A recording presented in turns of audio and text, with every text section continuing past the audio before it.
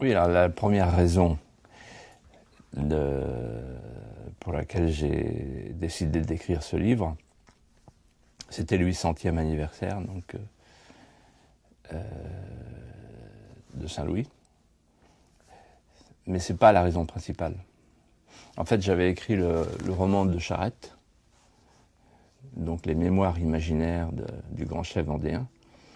Et mon éditeur, Albin Michel, avec Lise Boel et Richard Ducousset et Francis Esménard, devant le succès de ce livre, m'ont invité à en écrire un autre.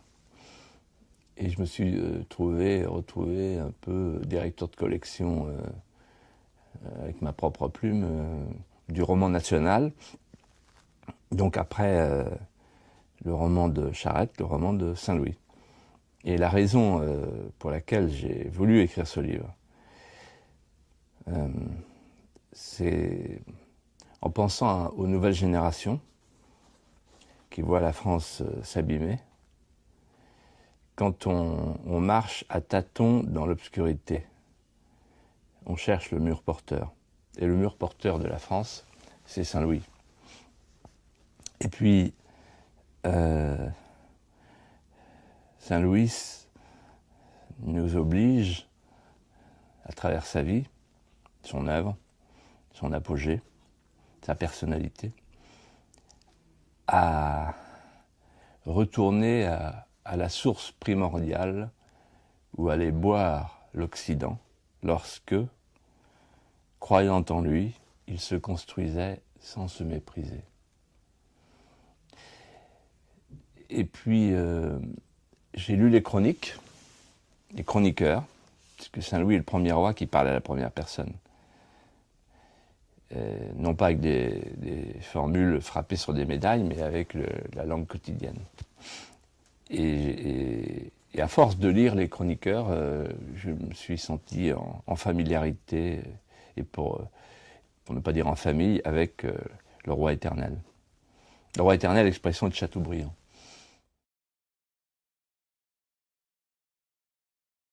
Alors, il y a eu 3 influences principales. La première influence, c'est celle de son grand-père paternel, Philippe Auguste, qui très souvent, le soir, l'invite à marcher avec lui sur les remparts crénelés entre les tours du Louvre, et qui lui raconte sa vie, qui lui raconte la France, qui lui raconte le royaume, et surtout qui lui raconte Bouvines. Et il lui donne la leçon de Bouvines que le jeune Louis de Poissy fera sienne. Protège les pauvres, ils te protégeront. La deuxième influence est celle de son autre grand-père, le grand-père maternel, Alphonse VIII de Castille, le père de sa mère, Blanche de Castille, qui est le premier espagnol à faire reculer les Maures, M-A-U, les Sarrasins, les musulmans, l'islam, le premier à faire reculer l'islam en Espagne, le premier de la Reconquista, à la bataille de Las Novas de Tolosa, donc en 1212, 2 ans avant la naissance de Louis de Poissy. Et la leçon que Alphonse VIII laisse à son petit-fils est la suivante: partout où l'islam est, il est conquérant. Et donc Louis de Poissy se souviendra toute sa vie de ces 2 leçons, celle de Bouvines et celle de Las Navas de Tolosa. Donc il faut imaginer le petit Louis de Poissy qui danse sur les genoux de ses 2 grands-pères, un genou pour l'islam, un genou pour l'Europe. Et donc il a très tôt un cerveau bien formé. Et puis évidemment, il y a le creuset royal que lui donne sa mère, Blanche de Castille. Blanche de Castille, c'est la branche espagnole, castillane, bouillante de la famille, le sang chaud. Alors que Saint-Louis ressemble physiquement à sa grand-mère, la femme de Philippe Auguste, Isabelle de Hainaut, qui est enterrée à Notre-Dame de Paris. C'est le sang froid, c'est le sang du Hainaut. Il a les yeux bleus, il est immense, et il Il a le chef inondé de blondeur, dit-on de lui. Les yeux percent comme sa grand-mère Isabelle de Hainaut. Alors Blanche de Castille, elle lui apprend tout. Coule dans ses veines le sang, l'ardeur française. Alors qu'elle est de ce midi où le soleil met du feu dans le sang des filles. Et elle lui apprend tout, elle lui apprend la distinction entre la potestas et l'auctoritas. La potestas, c'est le pouvoir de sanctionner, de punir, de légiférer, de commander. L'auctoritas, c'est l'aura, c'est le symbole. On a oublié ça aujourd'hui, puisque la politique n'existe plus. L'auctoritas, c'est dans les médias, et la potestas à Bruxelles. Mais à l'époque, depuis les latins, il y a les deux des éléments constitutifs du pouvoir, donc elle lui explique ça. Elle lui explique aussi la monstrance et la dérobée, qui pour un roi est une harmonie très importante. La monstrance, parce qu'il faut se montrer. Les gens veulent vous voir, ils veulent même vous toucher, peut-être parfois être guéris du mal des scrofules, des écrouelles. Le roi te touche, Dieu te bénisse, et non pas te bénit. C'est Dieu qui guérit, c'est pas le roi. Mais le roi est un intermédiaire qui est oint, qui est choisi par le ciel pour soigner et parfois guérir. Et donc, la monstrance, le roi ne peut pas ne pas se montrer à son peuple, mais en même temps la dérober, c'est-à-dire qui ira très bien à Saint-Louis, c'est-à-dire l'humilité. Les premiers seront les derniers. Et donc, c'est cette harmonie que Saint-Louis va travailler en lui grâce à l'influence de Blanche de Castille. En fait, c'est une harmonie cistercienne. Et puis, il y a aussi, évidemment, dans le Creuset royal, cette phrase d'un évêque anglais, évêque de Chartres. Un roi illettré n'est qu'un âne couronné. Une phrase d'une actualité formidable. Et donc il comprend qu'il faut se cultiver, qu'il faut apprendre à lire, il faut connaître l'histoire, le latin, etc. Et donc en fait Blanche de Castille va lui apprendre à devenir ce qu'il sera très vite un roi mendiant. Un roi de sapience et un roi mendiant. Alors, un roi de sapience, la sapience c'est le savoir, c'est la science. Quand il reviendra de sa croisade, son premier acte sera de créer une bibliothèque, la bibliothèque royale. Parce qu'il pense que les lettres, la culture, la bibliothèque, le beau, permettent à un peuple d'accéder au discernement, c'est-à-dire à la compréhension des choses supérieures. Plus encore que la prospérité économique, alors qu'il y a en France la paix et la prospérité économique grâce à Louis IX. Et donc un roi de sapience, donc il va protéger la montagne Sainte-Geneviève, il va protéger l'université, avec les moines franciscains et dominicains. Et puis un roi mendiant, ça c'est encore plus important, parce que Saint-Louis veut être dans le temporel, ce que les franciscains et dominicains, qui sont comment dirais-je, dans leur premier âge, puisque Saint Dominique meurt en 1221, il a 7 ans, Louis de Poissy a 7 ans, et François d'Assise, le pauvre Hélo d'Assise, meurt en 1226, l'année de son sacre, et de son adoubement. Donc il a 12 ans. Mais tous les jours, sa mère l'emmène par la main, par l'outre Grand Pont et l'outre Petit Pont, l'île de la Cité, au couvent Saint-Jacques, au couvent des Cordeliers, pour qu'il rencontre les moines mendiants. Alors, les moines mendiants, c'est une rupture fantastique dans l'histoire de l'Église, puisque face à une Église possédante, les mendiants n'ont rien. Donc c'est une rupture, parce que c'est un retour à la pauvreté évangélique. Voilà des moines qui sortent de leur couvent et qui mendient dans la rue. Alors qu'à l'époque, seul le travail et le travail manuel n'a de valeur. Quand on mendie, on vole le travail des autres. Donc c'est une première rupture. Et la deuxième rupture, c'est la pauvreté savante. C'est-à-dire que les maîtres de sapiens de la France sont à l'université de Paris. Roger Bacon, Bonaventure, Thomas d'Aquin, etc. Et donc, en fait, Saint-Louis va vivre toute son enfance au contact de cette rupture fondatrice, la pauvreté savante et la pauvreté de sapiens. Donc voilà quelle a été l'enfance de Louis IX.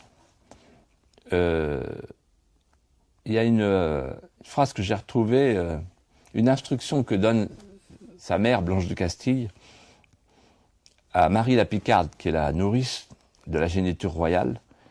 « Pliez-moi cette petite main à l'aumône. » Et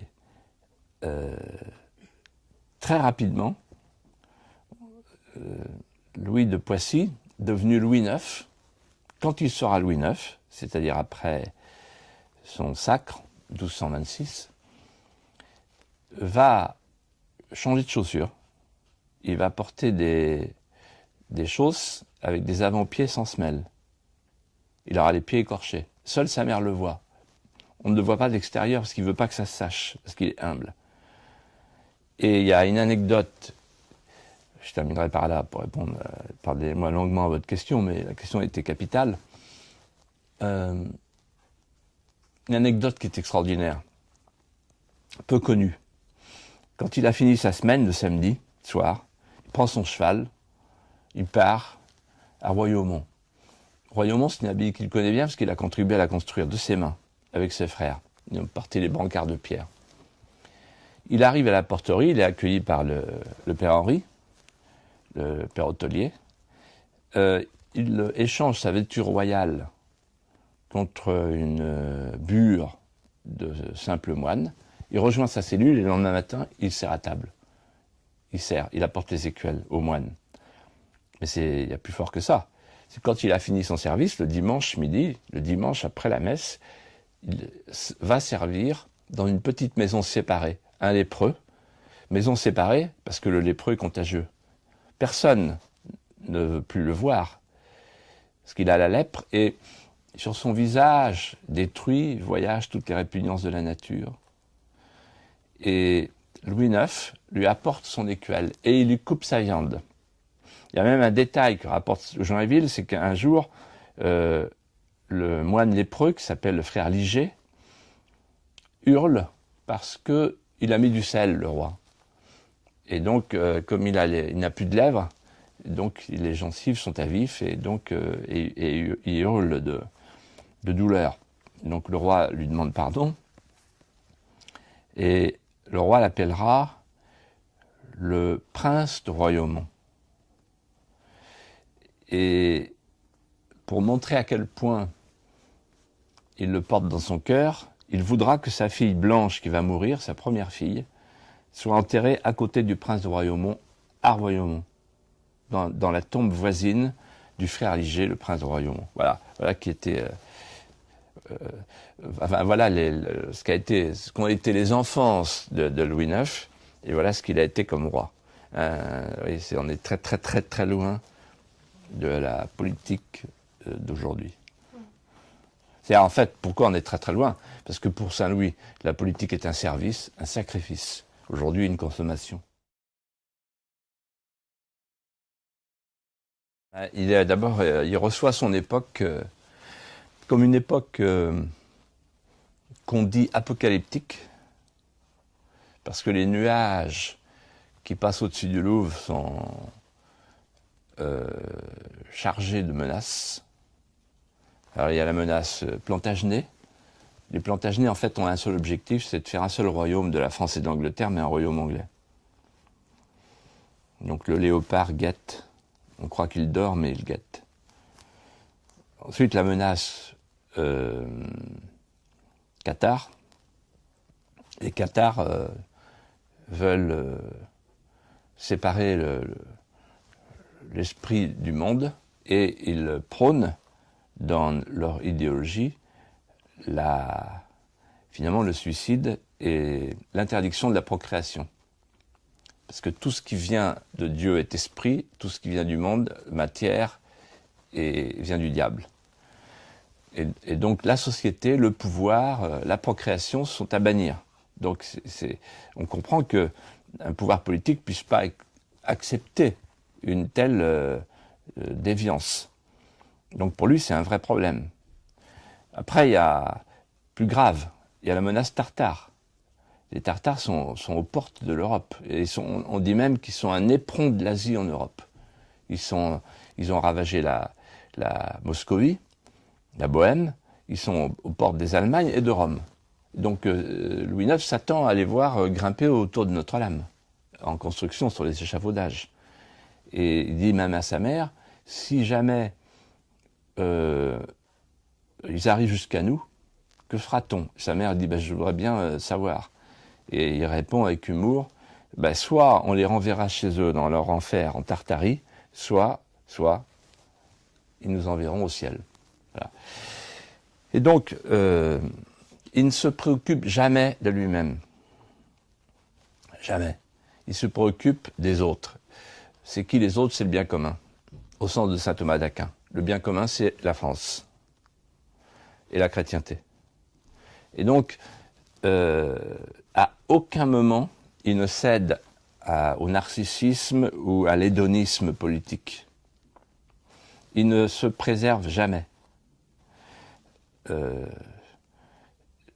D'une part parce qu'il a appris à être pitoyable aux pauvres, comme on disait à l'époque, débonnaire aux pauvres.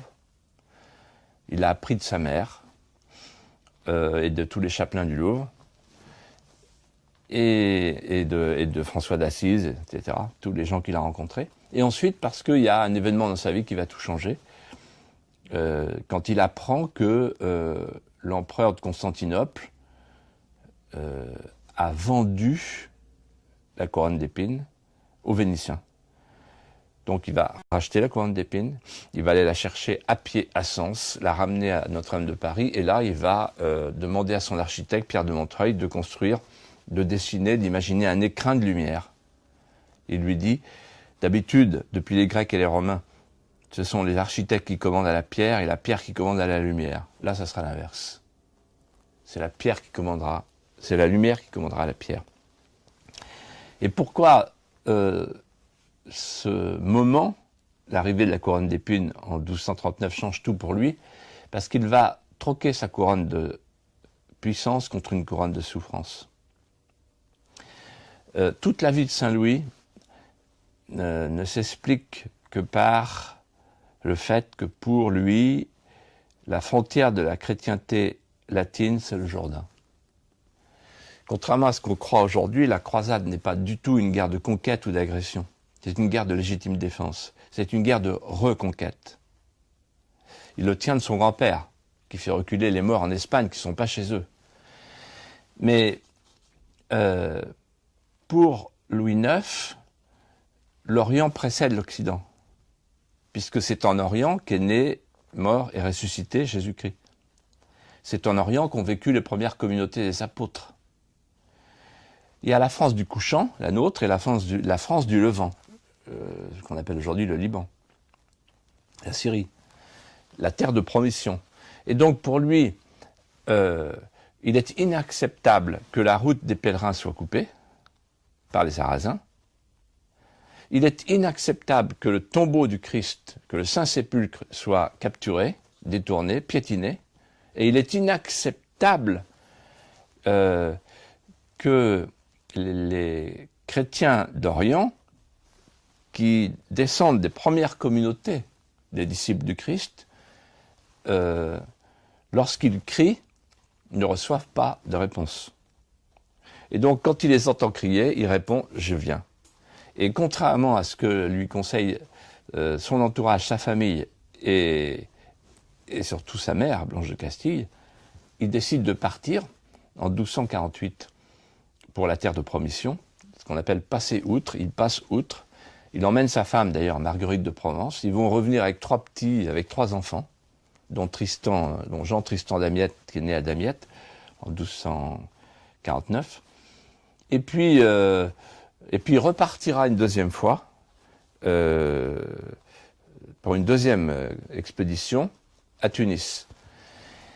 Et ce qu'il y a de très neuf avec ce roi croisé, ce roi chevalier, c'est qu'il comprend, il a été le premier à le comprendre, qu'il faut petit à petit substituer à la guerre de croisade une mission de conversion.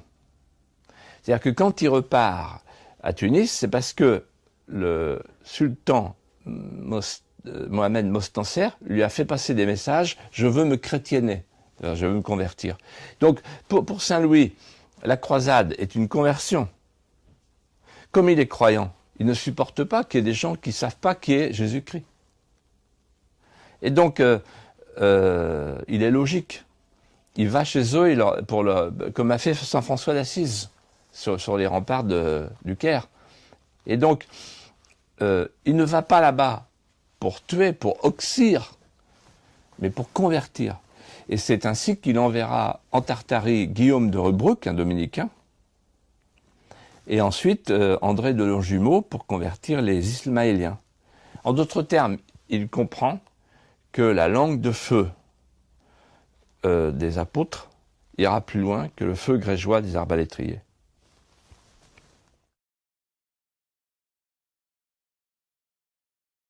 Alors il y a la justice au sens de l'équité et la justice au sens de l'institution. Donc je vais vous faire deux réponses. D'abord la justice au sens de l'équité. C'est très important. Sa mère, Blanche de Castille, qui connaît bien Saint-Augustin, lui dit « Mon fils, Louis, quand vous serez roi,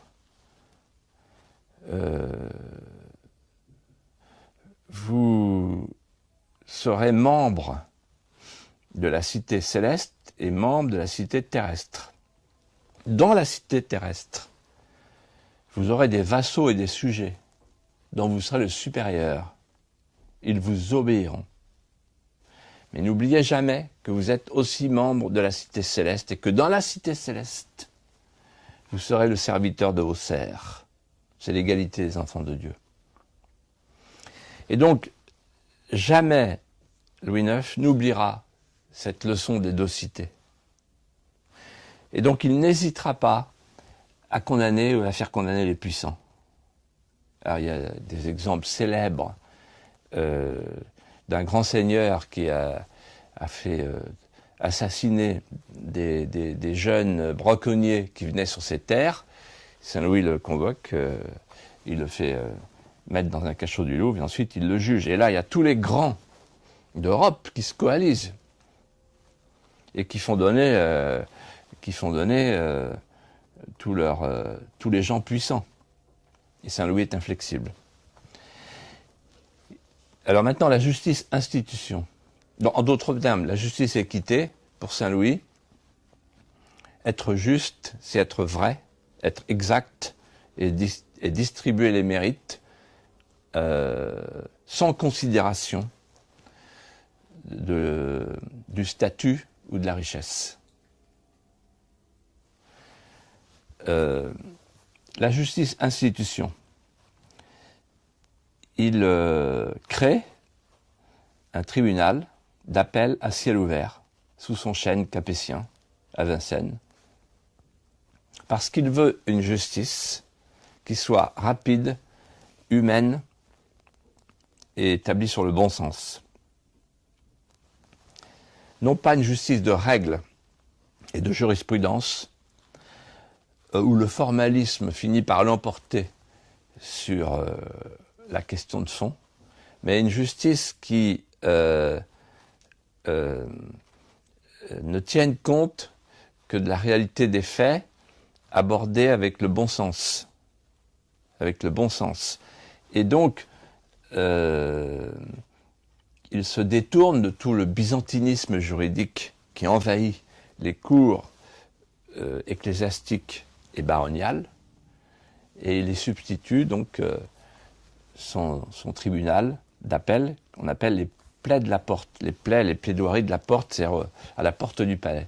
Et donc, il choisit dans une cote toute simple, et avec un chaperon de pauvres, de rois pauvres, il choisit de juger lui-même un certain nombre de causes, symboliquement, pour montrer que la justice n'est pas l'affaire des magistrats, des juges, d'une caste à part qui dit le droit.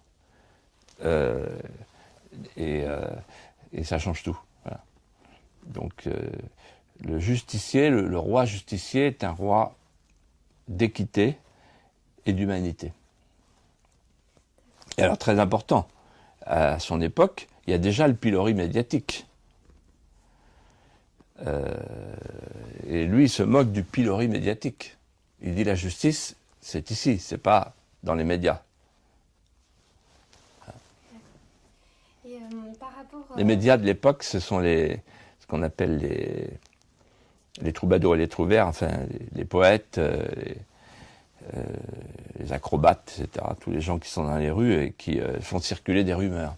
Et sa mère a été victime du pilori médiatique, puisqu'on a dit qu'elle avait été enceintée par le légat du pape. Et tout le monde l'a cru. Donc c'est incroyable. Donc déjà à l'époque, il y avait Rudebeuf, tout le monde faisait courir des rumeurs. Et donc le roi Saint-Louis n'accepte pas le pilori médiatique.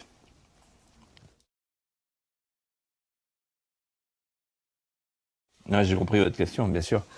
Et là, vous mettez le doigt sur le secret d'un grand règne et d'un grand roi. Vous savez, il y a une phrase latine qu'on apprenait quand on était en 6e, « César pontem fecit ». Alors le professeur nous expliquait, ça veut dire « César fit un pont ». Mais en réalité, ça veut dire « César fit faire un pont ». César pontem fecit, fit faire. Ça change tout. Et donc en réalité, il y avait une phrase aussi des légistes du temps de Saint-Louis, c'était « donner et retenir ne vaut ». C'est-à-dire, quand on donne, on ne retient pas. Sinon, on fait tout soi-même, ça devient un pouvoir absolu. Et alors, Saint-Louis donne confiance. Il s'occupe des grandes choses, c'est-à-dire de ses attributions, on dirait, régaliennes. Et il fonde l'État moderne à partir de l'État féodal. C'est-à-dire que il crée une monnaie nationale, parce qu'il sait qu'il n'y a pas de nation sans monnaie et pas de monnaie sans nation. Alors qu'il y avait des monnaies seigneuriales. Il crée la loi en 1247, avec une ordonnance sur la réformation des mœurs, où il interdit les cadeaux des baillis et des prévôts. Et il leur interdit aussi d'en recevoir, d'en faire et d'en recevoir. Donc la loi, la monnaie, la loi. Le droit de faire la guerre, il interdit les guerres privées. Il dit qu'il n'y a que le roi qui a le droit de déclarer la guerre. Et la justice, qui est par définition une attribution régalienne. Il crée donc les plaids de la porte, donc l'appel au roi. Voilà, les 4 attributs. Et donc en fait, il s'occupe du vrai pouvoir, celui qui est à son niveau. Pour le reste, il laisse faire. Il laisse faire, il encourage. Alors, il encourage l'université, c'est la sapience. En fait, vous savez, la fleur de lys, c'est 3 pétales. Il y a la sapience et la chevalerie qui soutiennent la foi. Et donc, il est très attentif à la sapience parce qu'il pense que la sapience irrigue la foi et la chevalerie. Il crée une nouvelle chevalerie, les chevaliers de l'entendement, à côté des chevaliers de l'épée. En fait, Saint-Louis est un roi d'anticipation, un roi visionnaire. C'est-à-dire, derrière la croisade, il voit affleurer et il favorise la mission de conversion. Derrière l'église possédante, il voit affleurer et il favorise l'église mendiante. Derrière l'état féodal, il voit affleurer et il favorise l'état moderne, dont je viens de vous parler. Et enfin, derrière l'art de gouverner, il voit affleurer le gouvernement des arts, c'est-à-dire l'état mécène. C'est-à-dire que c'est le roi qui détecte et qui possède le nombre d'or d'un peuple croisé qui donne des ailes à la pierre. Il y a deux manières de se croiser à l'époque. Le passage outre-mer et la croisée d'ogive. Qu'est-ce qu'une cathédrale? Un vaisseau de croisade renversé. Et donc, il y a chez lui un génie qui en fait un bâtisseur, un architecte, un visionnaire. Il voit avant les autres ce qui affleure. Et quand on traverse la France aujourd'hui, on voit qu'il a enluminé, selon son expression, enluminé le royaume de maladreries, d'hôtels-dieux, de toutes sortes de monuments, bien sûr de cathédrales, de moutiers, de ports, comme le port d'Aigues-Mortes, premier port français en Méditerranée, et que la Bibliothèque nationale, j'en ai parlé tout à l'heure, enfin, donc beaucoup de choses viennent de ce royaume et de ce règne. Et il va même encourager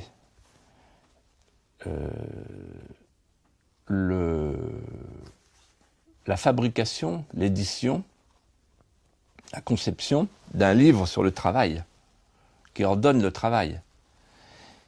Et ce livre des métiers, commis par le prévôt de Paris, protège le compagnon aussi bien que le maître. Mais c'est Louis IX qui, le premier, a compris que le travail n'est pas un effort, mais une œuvre. Qu'est-ce que le travail? Non pas un effort. Si on peut le faire sans effort, on le fait sans effort. C'est une œuvre. Et ça, c'est quelque chose qu'on a perdu dans notre modernité. Les bourgeois du XIXe siècle, avec le bourgeois de Ingres, avec sa petite montre, etc., qu'on a sur tous le tableau, le fameux tableau Monsieur Bertin. Voilà. On dit qu'est-ce que le travail? Il dit c'est faire des efforts. Mais non, c'est pas faire des efforts, c'est où on va, c'est l'œuvre. Une société se perd lorsqu'elle substitue les moyens aux fins. L'effort, c'est un moyen. La fin, c'est l'œuvre. Et donc Saint-Louis a compris ça. C'est pour ça que c'est un règne de lumière.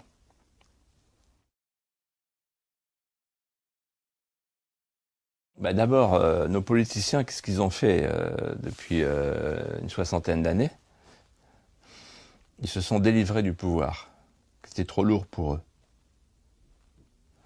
Puisqu'on est passé d'une démocratie à une oligarchie. Le pire des régimes. Une oligarchie qui est distribuée entre plusieurs centres d'impulsion, les banquiers de Francfort, les spécialistes des douanes du commerce de l'OMC, à Genève, tout ce qui est militaire, l'OTAN, la justice Luxembourg et la loi Bruxelles. Il ne reste rien. Il ne reste plus que le calendrier des anciens combattants. Si vous me passez l'expression, le roi est nu, il reste un scooter et un casque. Donc ça, c'est une première chose. Pour Saint-Louis, et regardez pour les collectivités locales ce qu'on est en train de faire en ce moment, vous votez pour un maire, mais le pouvoir, c'est la communauté de communes. Donc en fait, le maire, on dissocie la responsabilité de pouvoir dans toutes les sociétés décadentes. Donc c'est ce qu'on a fait. Donc aujourd'hui, c'est un jeu de guignol.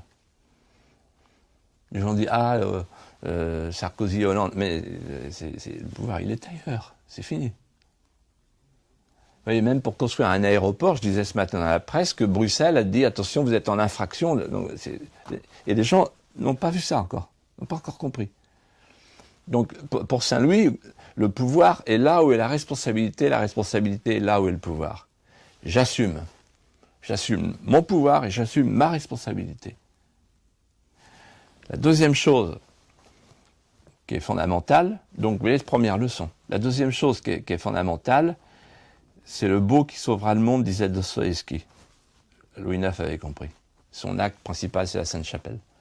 Les chapelets des cathédrales. Donnez-leur du beau à goûter et vous verrez qu'ils créeront. Parce que pour créer, il faut faire le plein de ses fidélités. ça c'est une deuxième leçon incroyable. C'est le beau qui tire le bien et le vrai, et pas l'inverse. La troisième leçon, tout ce que je vous dis évidemment est politiquement incorrect, de plus en plus incorrect, vous allez voir la suite, c'est qu'en fait, pour avoir exercé le pouvoir, si on s'en tient aux caprices du moment et de la foule, aujourd'hui on commande le peuple en suivant la foule.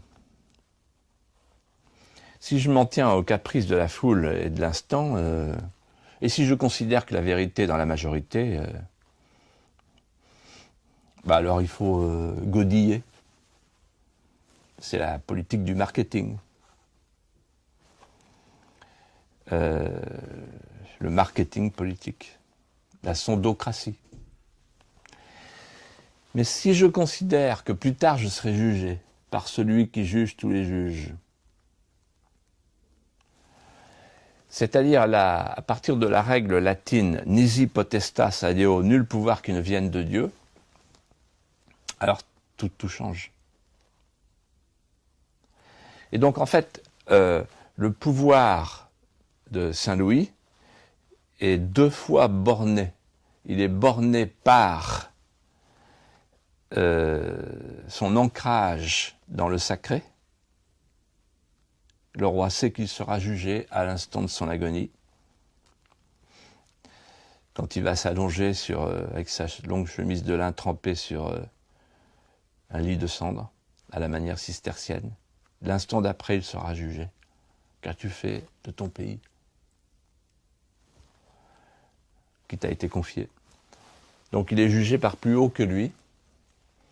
Et ensuite, il inscrit son pouvoir dans la durée, puisque c'est un pouvoir familial. Donc il veut que son fils trouve à la succession un royaume plus grand, plus pacifique que celui qu'il a reçu lui-même. Donc c'est une sorte de correctif des défauts ou des tentations qu'il peut avoir. Et d'ailleurs, quand il part pour la deuxième croisade sur la Montjoie, il rédige son testament et réunit ses enfants, notamment Isabelle, Jean-Tristan et Philippe.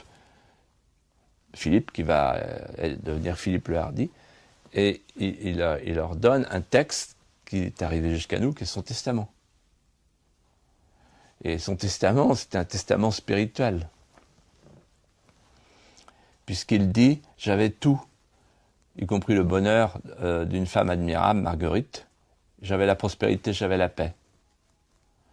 Et j'ai choisi de partir pour servir plus grand que la paix, plus grand que la prospérité, plus grand que le bonheur, la chrétienté.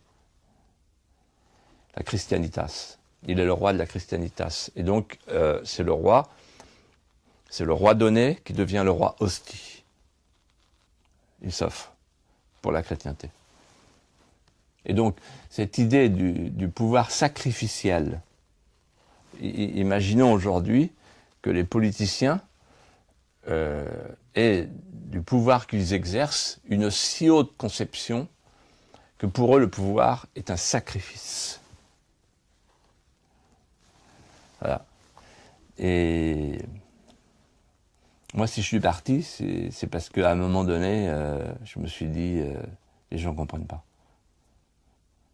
Ils comprendront plus tard. Mais la grande leçon de Louis IX, c'est vous avez le pouvoir, je vous donne le pouvoir par délégation. Parce qu'on est toujours le pouvoir délégué de quelqu'un de plus haut que soi. Et quand on a l'honneur de gérer les deniers publics, on gère l'État au nom de milliers et de milliers de familles, souvent pauvres. Et donc, c'est même vertigineux comme responsabilité. Et si on n'a pas chaque matin l'idée même, l'idée physique de ce vertige, on est perdu. Et voilà la leçon de Louis IX.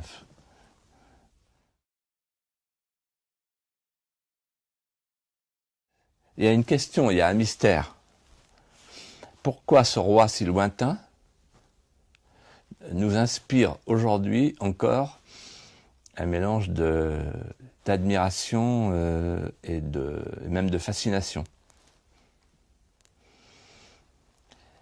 Alors, j'ai couru après cette question pour y chercher une réponse pendant tout mon travail, et depuis des années. Et en fait, je crois pouvoir apporter la réponse suivante. Saint-Louis est comme tout le monde, et il ne ressemble à personne. Il ressemble à tout le monde, c'est-à-dire que tout au long de sa vie, de 1214 à 1270, une longue vie, il va connaître tout ce que une femme, un homme connaissent. La tristesse, la joie, l'amour, la jalousie. Il a même des problèmes entre la belle-fille et la belle-mère, enfin voilà, enfin, c'est vraiment lambda. Hein. Et la trahison, la souffrance, la déréliction, l'abandon, la gloire, tout. Il connaît tout. Il connaît tout ce qu'un homme ou une femme peut connaître en traversant la vie. Et donc il nous ressemble, on s'y retrouve. Et en même temps, il ne ressemble à personne, parce que il est un roi d'apogée. Dans l'ordre du bien, il est le roi qui côtoie saint Thomas d'Aquin, Albert le Grand, Jean-François d'Assise. Dans l'ordre du beau, il est le roi des cathédrales. Et dans l'ordre du vrai, il est le roi de la croisade, de la souffrance, et il meurt comme un cistercien, en susurrant et en murmurant « Ô Jérusalem, ô Jérusalem ». Il va osciller toute sa vie entre la Jérusalem terrestre et la Jérusalem céleste. Et donc, c'est un roi d'apogée. Dans tous ces domaines-là, on retient le siècle de Saint-Louis comme le siècle le plus haut de notre histoire, le plus grand, que ce soit dans l'ordre de la philosophie, de l'art, de l'architecture ou de la prospérité économique. Il ne faut pas oublier qu'on l'appelait le roi apaiseur. On venait de partout le chercher parce qu'il apaisait. Il était l'ONU de l'époque, à lui tout seul, et ça marchait mieux. Et donc, même les Anglais venaient le chercher, vous vous rendez compte. De la Flandre, pays catalan, hop, on allait chercher le roi apaiseur. Il avait ce charisme incroyable. Et donc, en fait, et pour résumer, lorsque il est un roi d'apogée et qu'il se meut dans sa solitude sur la crête, là où on se promène seul, il nous tire vers le haut. Il nous attire vers plus grand que soi. Et lorsqu'il traverse la vallée des larmes, il nous prend par la main. C'est pour ça qu'il a été si vite béatifié et canonisé, pas simplement parce qu'il a fait 67 miracles, mais parce que le peuple français,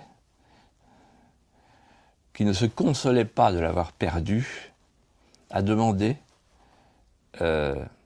qu'il soit présent pour toujours à ses côtés. D'où la phrase de Chateaubriand, « Il devint un roi éternel ».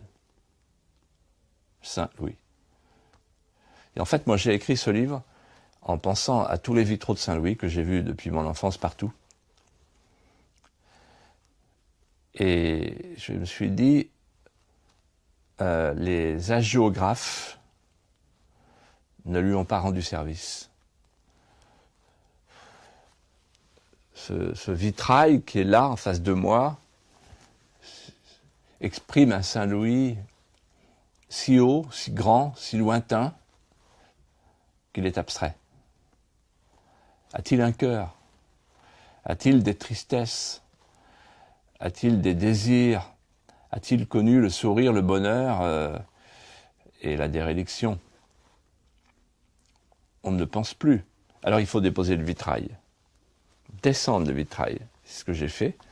Et après, j'ai remonté le vitrail, mais je voulais un Saint-Louis tel qu'il était, en fait. C'est-à-dire pétri d'humanité. Et qui soit à la portée de chacun d'entre nous. Voilà. Donc il reste le grand chef d'État qui domine tous les autres.